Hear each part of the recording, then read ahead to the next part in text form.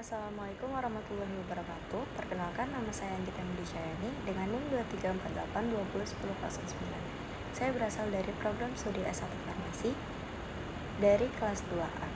Di sini saya akan menjelaskan materi tentang sistem saraf manusia, di mana ini merupakan tugas dari mata kuliah patofisiologi manusia yang diampu oleh dosen apoteker Rizky Yulion M.Farm.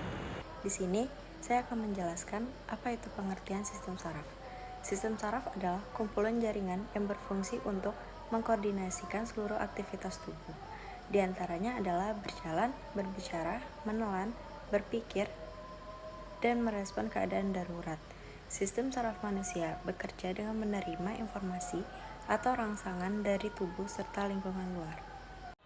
Selanjutnya, ada 4 fungsi sistem saraf. Yang pertama itu menerima informasi, yang kedua itu mengkomunikasikan informasi antara sistem saraf perifer dan sistem saraf pusat, yang ketiga itu mengolah informasi, dan yang keempat itu mengantarkan informasi.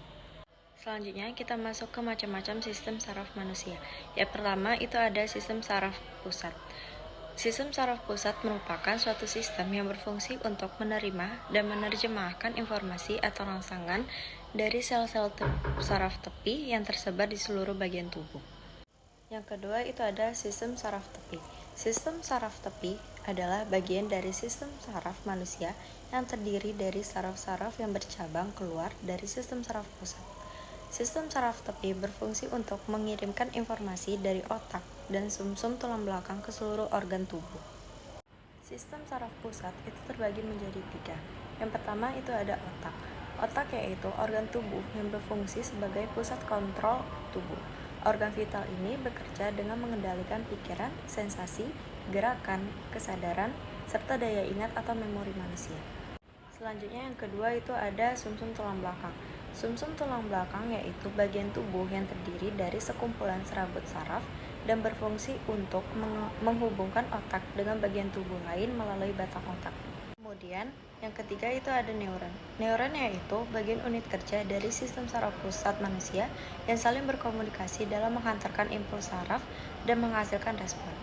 Selanjutnya, kita masuk ke sistem saraf tepi, di mana sistem saraf tepi ini terbagi menjadi 2. Yang pertama, sistem saraf somatik. Sistem saraf somatik adalah sistem saraf yang bertugas menyampaikan informasi dari saraf motorik dan sensorik pada mata, telinga, kulit, dan otot menuju sistem saraf pusat dan membawa instruksi dari otak untuk menghasilkan suatu respon. Sistem saraf ini mengontrol semua gerakan yang disadari. Dan yang kedua itu ada sistem saraf otonom. Sistem saraf otonom adalah sistem saraf yang mengendalikan kerja kelenjar atau organ dalam tubuh secara tidak sadar. Sistem saraf otonom terdiri dari 2 cabang, yaitu sistem simpatik untuk mengatur respon tubuh saat terjadi ancaman atau stres, dan sistem parasimpatik untuk mengatur organ dalam tubuh agar dapat bekerja secara optimal dan rileks. Di sini saya akan menjelaskan salah satu contoh penyakit sistem saraf manusia, yaitu radang otak atau encephalitis. Adalah kondisi medis berupa peradangan pada otak akibat infeksi bakteri, virus, atau jamur. Encephalitis ringan biasanya akan menimbulkan gejala yang menyerupai flu seperti demam, nyeri kepala, mual dan muntah, serta nyeri otot dan sendi.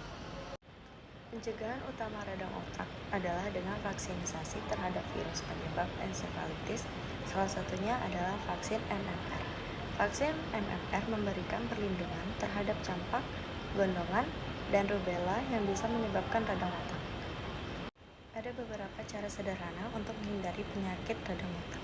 Yang pertama itu adalah rajin mencuci tangan, terutama sebelum makan dan setelah dari kamar mandi. Yang kedua itu adalah tidak berbagi penggunaan alat makan dengan orang lain. Dan yang terakhir itu adalah mencegah gigitan nyamuk dengan mengenakan pakaian tertutup atau menggunakan lotion anti nyamuk.